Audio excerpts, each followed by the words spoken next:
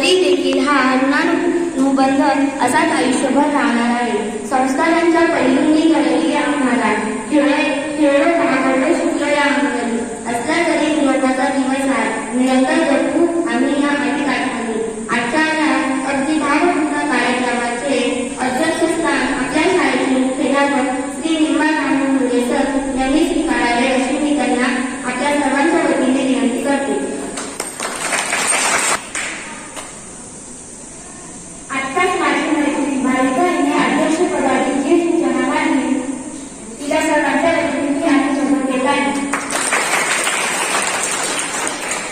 मी मान्यवरांना विनंती करते की त्यांनी सावित्रीबाई फुले यांच्या प्रतिमेचे पूजन करावे.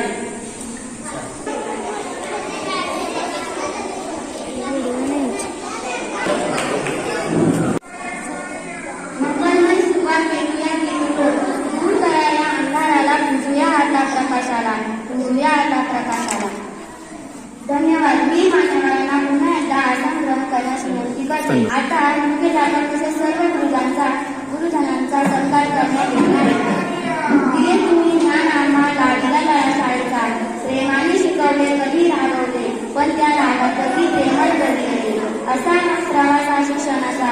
दिले तुम्ही ज्ञान आम्हा लाडीला तळा शाळेचा. आता विद्यार्थ्यांचे मनोगते होती. अध्यक्ष, सर्व गुरुजन वर्ग तसेच माझ्या बाल मित्रांनो, आज आपण येथे निरोप व आशीर्वाद समारंभासाठी जमलेलो आहोत. आज एका डोळ्यात हसू तर दुसऱ्या डोळ्यात अश्रू दाटले आहेत. समाधान या गोष्टीचे वाटते की मी आज प्राथमिक शिक्षण या खैरगाव शाळेतून खूप चांगल्या प्रकारे पूर्ण केले असून आता मी पुढील शिक्षणासाठी दुसऱ्या शाळेत दाखल होईल. दुःख या गोष्टीचे वाटते की सुमारे 7 वर्षांचा या शाळेशी असलेला ऋणानुबंध आज संपुष्टात येत आहे. या शाळेशी माझा आलेला संबंध यापुढेही राहील यासाठी मी प्रयत्न करेन. इयत्ता पहिलीत दाखल झाल्यानंतर हळूहळू एक इयत्ता पूर्ण करत असतात. शिक्षणाबरोबरच वेगवेगळे मूल्य, जीवन कौशल्य, संस्कार, खेळ, चित्रकला अशा कितीतरी गोष्टी मी आनंदाने शिकले.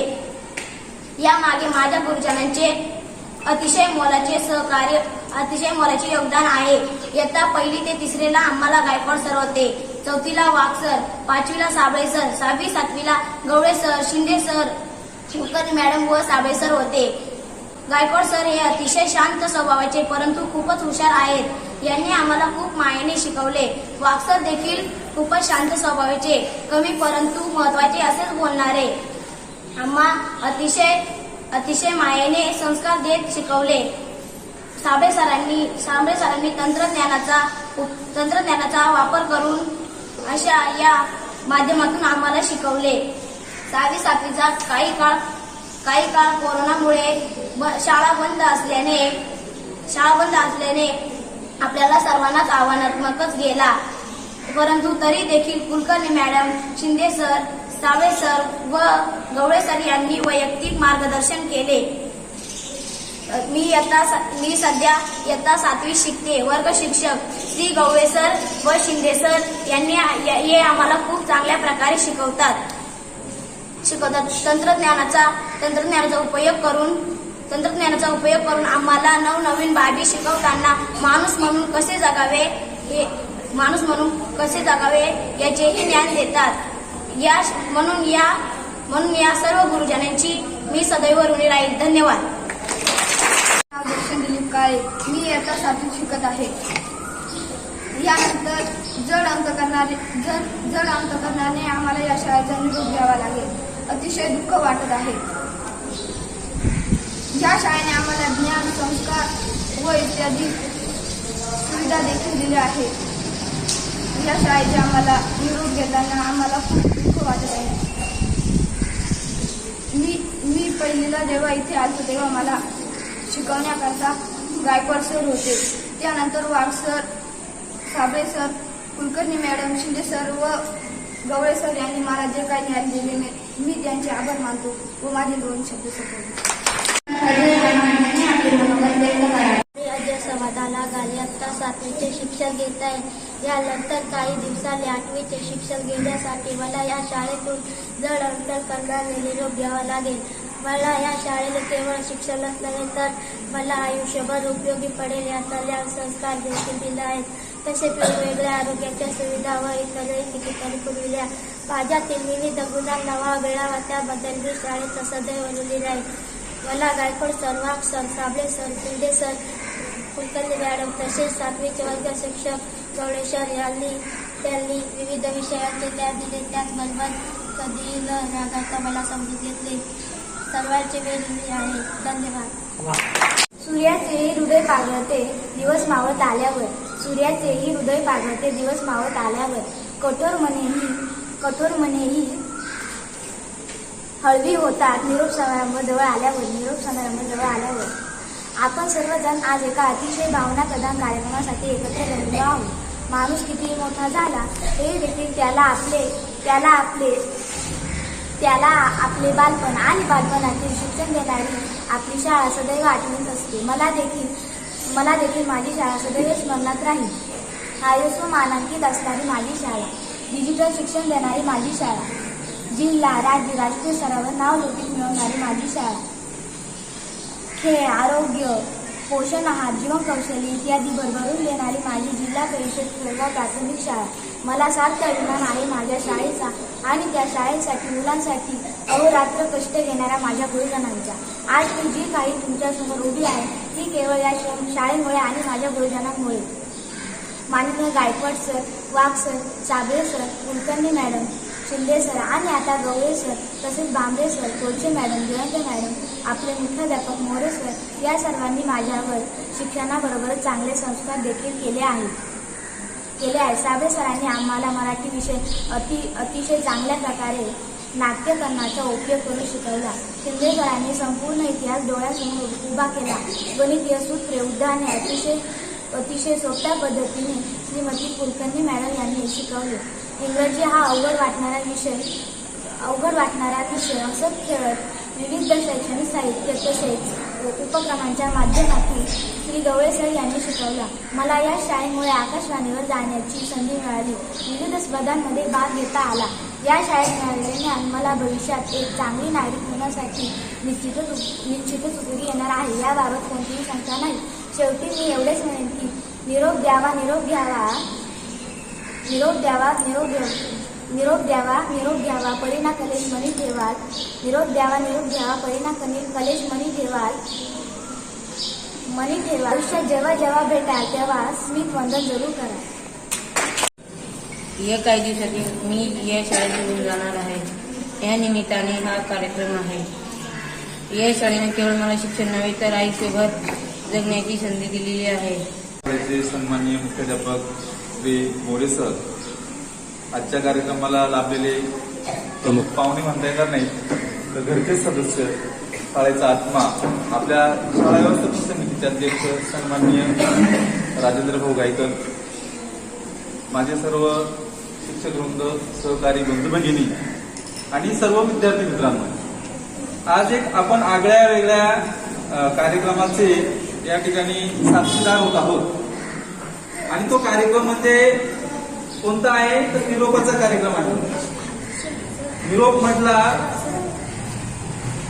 की कवी खुशी कवी गम पिक्चर बघितलं असेल तुम्ही. आपल्या जीवनामध्ये आनंद, दुःख, येणं आणि सोडणं या सगळ्या गोष्टी चालू असतात की नाही. 7वीचा आज या ठिकाणी निरोप समारंभ आपण साजरा करत आहोत. त्यांना निरोप देत आहोत. खऱ्या अर्थाने निरोप म्हणण्यापेक्षा त्यांना आपण नवी क्षितिज, नवी क्षेत्र आपण त्यांना खुल्ली करत आहोत. त्यांनी त्यांच्या पंखामध्ये बळ भरावं. आता 7वीच्या सगळ्या मुली आणि सगळी मुलं अतिशय अभ्यासू होती, आहेत, हुशार आहेत. त्यांनी पुढे जाऊन चांगल्या प्रकारचं शिक्षण घ्यावं. फक्त शिक्षणच घेऊ नये तर त्यांनी चांगले संस्कार सुद्धा अंगी बाळगावेत. थोडक्यात काय की फक्त डिग्र्या मिळाल्या आणि फक्त शिक्षण मिळालं म्हणजे माणूस मोठा होतोच असं नाही. तुम्ही शिक्षण घ्यालही, तुम्हाला डिग्र्याही मिळतील, तुम्हाला नोकऱ्याही लागतील, पण जर तुमच्या हातून आई वडिलांची सेवा होणार नाही, तुम्ही समाजामध्ये लोकांच्या कामी जर येत नसाल, समाजासाठी देशासाठी जर तुमचा उपयोग नसेल, तर तुमच्या शिक्षणाचा काहीही उपयोग नाही. मग हा एक असा घटक आहे की जो आपल्या शेवटपर्यंत लक्ष देतो. तुमच्या जीवनामध्ये सुद्धा अनेक गुरुजी येणार आहेत, अनेक शिक्षक येणार आहेत, आमच्यापेक्षाही चांगले शिक्षक येतील तुमच्या जीवनामध्ये, आमच्यापेक्षाही अनमोल मार्गदर्शन करतील. परंतु ही शाळा, हे गुरुजी, इथलं वातावरण, इथले संस्कार, इथे तुम्ही जी प्रत्येक गोष्ट शिकली ती प्रत्येक गोष्ट तुमच्या अगदी मरेपर्यंत लक्षात राहणार आहे. म्हणजे या ठिकाणी झालेले जे संस्कार आहेत, तुमच्यावरती झालेले जे चांगल्या विचारांचं जे घेतलेले आहे तुम्ही, ते चांगले विचार मला तरी वाटतं तुम्ही विसरू शकणार नाही. त्या शाळेची दारं तुमच्यासाठी नेहमीच खुली असणार आहेत. तुम्ही कधीही येऊन आमच्याशी हितगुज करू शकता, चर्चा करू शकता, तुमच्या अडचणी, आरोग्य सुद्धा तुमच्या आयुष्यामध्ये येऊ. पुनश्च एकदा सर्वांना शुभेच्छा देतो. संयोजकांनी जी बोलण्याची संधी दिली, संयोजकांचे मी त्या ठिकाणी आभार मानतो. आणि ती सुद्धा पहिलीच संधी दिली, खूप खूप आभारी आहे. एवढं बोलून मी माझे 2 शब्द संपवतो. आजच्या कार्यक्रमाचे अध्यक्ष पाहुणे आपल्याला लाभले आज राजूभाऊ गायकर, शिक्षक मित्र, शिक्षक सहकारी आणि सर्व विद्यार्थी मित्रांनी. आज आपल्यासाठी इयत्तासाठी निरोप समारंभ म्हटल्यावर सगळ्यांनाच थोडंसं चुकल्यासारखं वाटतं की आता आपण या शाळेतून जाणार, नवीन शाळेत जाणार. मला तर जसं काही बोलता येत नाही, सापडा सर जसं बोलतो तसं मी एवढंच बोलायचं की तुम्हाला फक्त शिकायचे तर पुढच्या शिक्षणासाठी, आणि इथल्या संस्कारात तुम्ही जे घेऊन जाल त्याचा पुढच्या शिक्षण तुम्हाला वापर हो, ही सदिच्छा.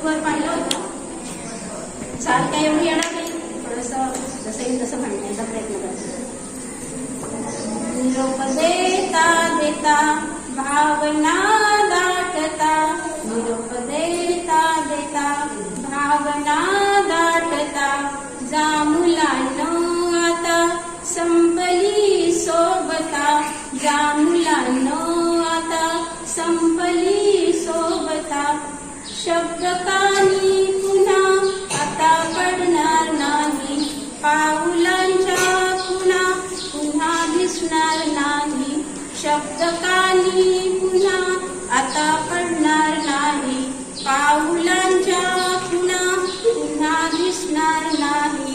मोकळ्या वर्गात कुणातरी शोधता, मोकळ्या वर्गात कुणातरी शोधता, जा मुलांनो आता संपली सोबता, जा मुलांनो आता संपली सोबता.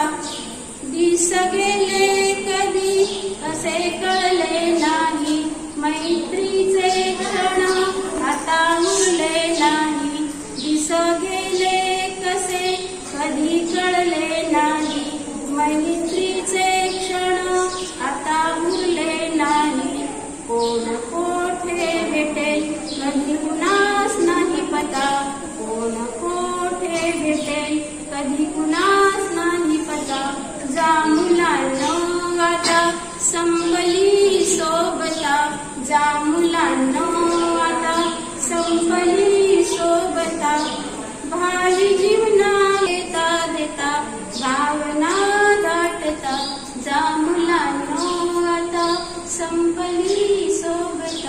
संपली सोबता. 2014 बरोबर आहे. ऑगस्ट महिन्यामध्ये जुलै महिन्यामध्ये 25 जुलैला आम्ही इथं आलो. त्यावेळेस तुम्ही नुकतेच पहिले दाखल झालेला होता आणि तुम्हाला होते गायकवाड सर. आज 2-3 विद्यार्थ्यांनी गायकवाड सरांची आठवण करून दिली आणि खरोखर जी टीम होती आणि जे काम होतं ते आम्ही ह्या सगळ्या टीम बरोबर तिथून करत आलो. तर आज तुम्ही जे बघताय, तुम्ही ज्या वेळेस इथं आलात त्याच वेळेस आपल्या खऱ्या शाळेची जी पायाभरणी म्हणावं लागेल किंवा शाळेची जी प्रगती आहे ती प्रगती तिथून सुरुवात झाली असं म्हटलं तरी चालेल. आणि आपल्यामध्ये जो जो काही बदल करता येईल त्याच्यात नाविन्यता कशी करता येईल आणि जे नवीन केलंय त्याच्यामध्ये आता तुम्ही बघताय नवीन टीम आल्यानंतर आपली शाळा कुठपर्यंत जाऊन पोहोचली याचे तुम्ही सगळे साक्षीदार आहात. आपल्या शाळेने जे जे काही केलंय प्रत्येक गोष्टीत आज आपली शाळा देश पातळीवर आहे. कशामध्ये? विज्ञान प्रदर्शनामध्ये जे इन्स्पायर अवॉर्ड होतं त्याच्यामध्ये आपण देश पातळीवर आहोत. त्याच्यानंतर क्रीडा महोत्सवामध्ये क्रीडा स्पर्धांमध्ये आपण गेल्या 5-6 वर्षापासून दरवर्षी जिल्ह्याला प्रत्येक याच्यामध्ये 1-2 कार्यक्रम नेलेले आहेत. त्याच्यानंतर आपण आपल्या शाळेत जे जे उपक्रम राबवतो ते सगळे तुमच्या जीवनामध्ये काहीतरी नवीन बदल घडावा याच्यासाठी सगळे उपक्रम करत असतो. आम्ही नुसतं शिक्षण तुम्हाला दिलं नाही तर त्याच्याबरोबर तुम्हाला जीवन जगण्याची जी कला आहे ती जीवन जगण्याची कला देण्याचा प्रयत्न केलाय. आणि तुम्ही आयुष्यात ती जीवन जगत असताना प्रत्येक वेळेस आठवण येईल का कोणीतरी काहीतरी सांगितलं होतं आम्हाला.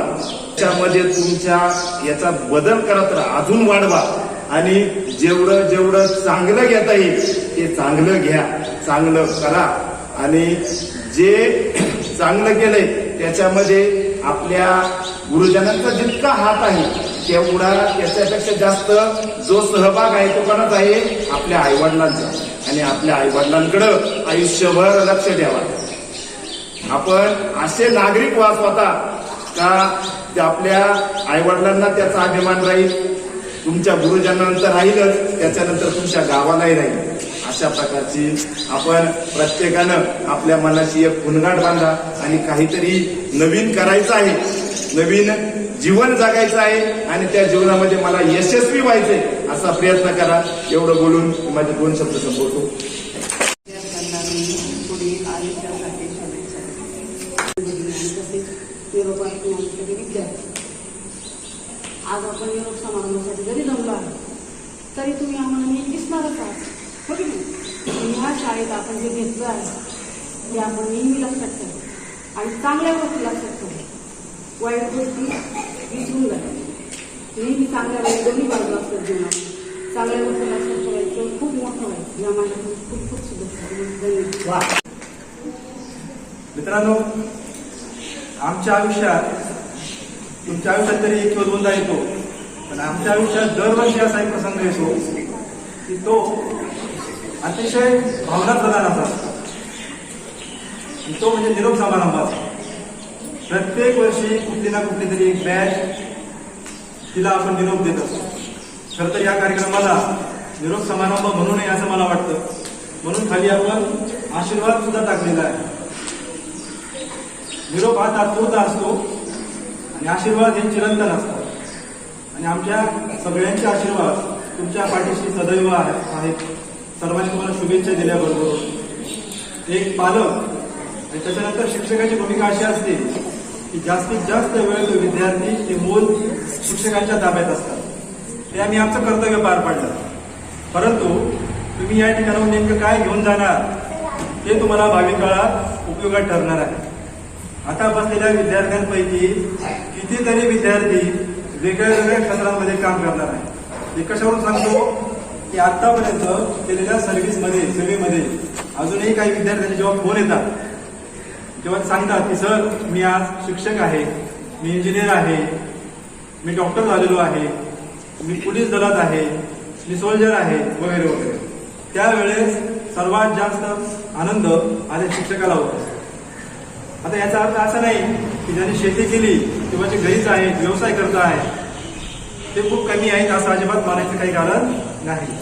मगाशी सर्व वक्त्यांनी सांगितलं, सरांनी देखील सांगितलं की तुम्ही माणूस म्हणून जगण्यासाठी कितपत त्या शिक्षणाचा वापर करता हे जास्त महत्वाचं आहे.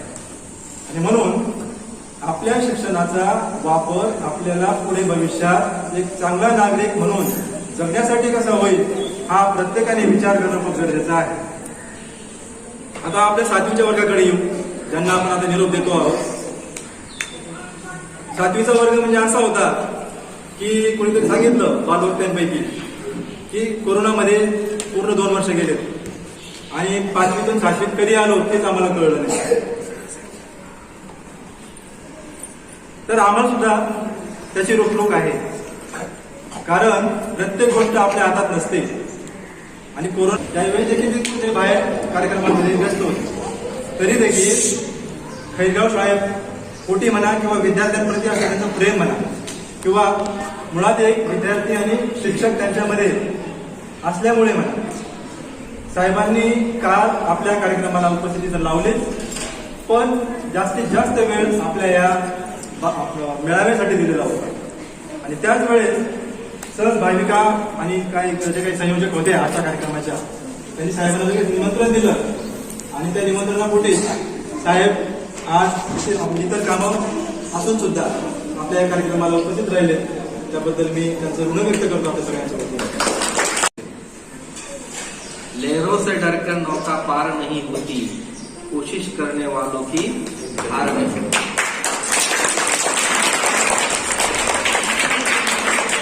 जर नावाड्याने लाट येईल म्हणून जर नावच पाण्यात घातली नाही तर त्याला मासळी कुठून मिळणार आहे? त्यासाठी त्याला प्रयत्न करावेच लागतील. जरी लाट येणार असेल तरी त्या पाण्यामध्ये त्याला उतरावंच लागेल. म्हणजेच पर्यायानं त्याला प्रयत्न करावे लागतील, तरच ती मासळी त्याला मिळू शकेल आणि तेव्हा त्याचा रोजीरोटीचा प्रश्न सुटू शकेल. एवढीशी छोटीशी मुंगी असते, तिला या भिंतीवरून पलीकडे जायचं असतं. एकदा चढायला सुरुवात करते आणि निम्म्या अंतरावर खाली पडून जाते.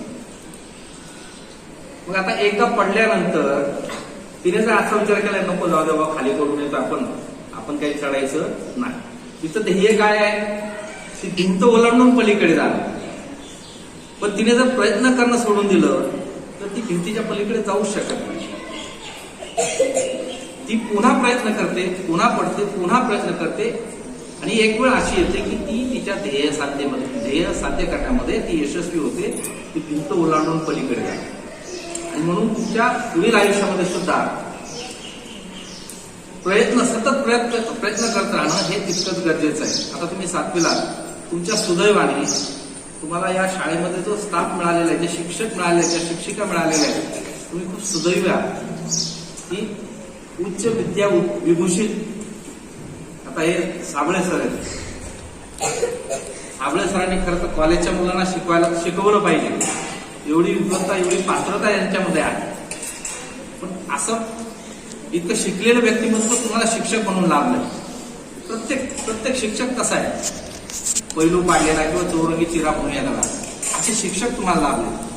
आणि याचा भविष्यामध्ये सुद्धा तुम्हाला जसं आता सरांनी सांगितलं की काही अडचण असू द्या, शिक्षणासाठी कोणतीही अडचण असू द्या, त्यासाठी तुमच्या अडचण सोडवण्यासाठी हे शिक्षक निश्चितपणे तुम्हाला उपलब्ध होतील, उभे राहतील, तुमच्या पाठीशी उभे राहतील. मग ती आर्थिक स्वरूपाची असो, वस्तू रूपाने असो, कोणत्याही स्वरूपाची अडचण असो, पण शिकणं थांबवायचं नाही. एवढी गोष्ट, एवढी खुणगाट मनाची आपण बांधावी. शिकून फक्त डॉक्टर आणि इंजिनियर व्हायचं असतं असंही नाही. अशी असंख्य क्षेत्र आहेत की जी क्षेत्र आपल्याला माहीत सुद्धा नाही. असंख्य क्षेत्र आहेत. मी मला 10वी पास झालो आणि माझ्या एका मित्राने हॉटेल मॅनेजमेंटला गेलो प्रवेश. आम्हाला आश्चर्य वाटतं काय प्रकार असतो हॉटेल मॅनेजमेंट काय असतो. मी त्यावेळी तर पहिल्यांदा ऐकलं हॉटेल मॅनेजमेंट असा काही कोर्स असतो आणि तो विषय असतो. ते माहिती म्हणजे इतकं अज्ञान होतो, अज्ञानी होतो. आणि जसं आपण त्या क्षेत्रामध्ये पडायला लागलो तसं आपल्याला कळायला अरे असंख्य संधी आहेत, प्रचंड संधी आहेत. अजूनही अशा संधी आहेत की त्या आपल्याला अजून ज्ञात नाही आणि जिकडं मुलं वळत नाही. सहज साध्य नोकरी किंवा व्यवसाय त्याच्यातून आपण साध्य करू शकतो, मिळवू शकतो. तर कोणत्याही क्षेत्राचा आपला नावलौकिक वाढवा गाव हे लोकांनी तयार होतं. हे तुम्हाला हायस्कूल इथं आहे, 10वीपर्यंत इथं शिक्षण आहे, पुढचं शिक्षण धोटीमध्ये आहे तुम्हाला. पण शिक्षणामध्ये खंड पडू देऊ नका. जितकं शिकता येईल तितकं शिका, जितकं वाचता येईल तितकं वाचा. मी माझ्या आयुष्यामध्ये मी आतापर्यंत 5 डिग्री घेतलो. BSc, B.Ed, M.Ed, BA आणि M आणि M.Phil राहील. M.Phil राहील या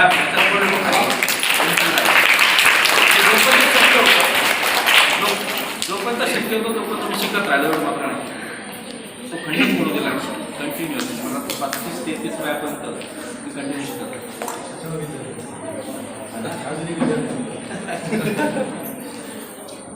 तर सतत शिकत राहा, शिक्षणामध्ये खंड पडू देऊ नका. आणि नोकरीसाठीच शिक्षण असतं असं पण नाही. व्यवसायामध्ये सुद्धा बऱ्याच वेळा आपण महाराष्ट्रीयन एक विचार असा असतो की व्यवसायामध्ये जावत नाही, व्यवसाय करण्यासाठी प्रयत्न करत नाही, किंवा प्रयत्न केला तर लगेच यश मिळालं पाहिजे अशी मोठी अपेक्षा. तुम्हाला सांगतो, आता केरळकडची माणसं बघतो, महाराष्ट्रातला पंक्चर काढणे, हवा भरणे हा पूर्ण व्यवसाय त्याने आपण टाकला. तेच लोक तुम्हाला दिसतात. फरसाण राजस्थान, फर्निचर राजस्थान. ते देश सोडायला तयार होतात, तो प्रांत सोडायला तयार होतात, ते दुसरीकडे जातात आणि चिकाटीने व्यवसाय करून पैसा करतात. तसंच महाराष्ट्रीयन मुलांमध्ये तशी प्रवृत्ती दिसत. काय असं पुन्हा सांगतो, माझं हे ऑब्झर्वेशन आहे. तर कुठं देशात कुठंही जाण्याची तयारी ठेवा, कुठंही. आणि कोणताही व्यवसाय कराल त्या व्यवसायामध्ये झोपून व्यवसाय करा. यश 100% मिळतं असं अजिबात होत नाही. माझ्या आयुष्यात आफ्टर BSc आम्हाला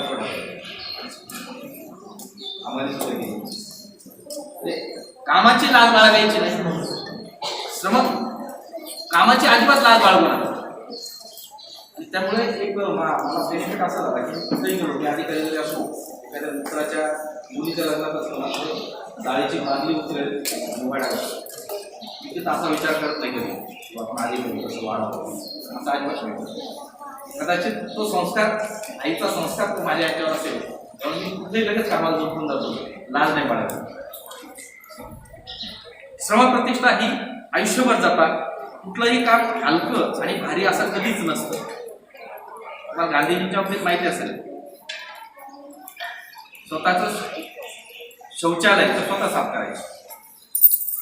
कधीच असं त्यांनी मनात विचार नाही आणला की एवढा मोठा नेता आहे मी, जागतिक पातळीवरचा, असा विचार त्यांनी कधीही केला नाही.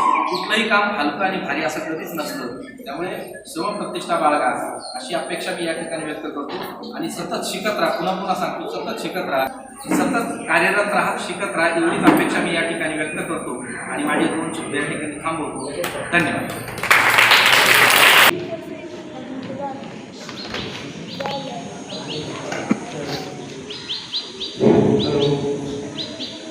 Hello.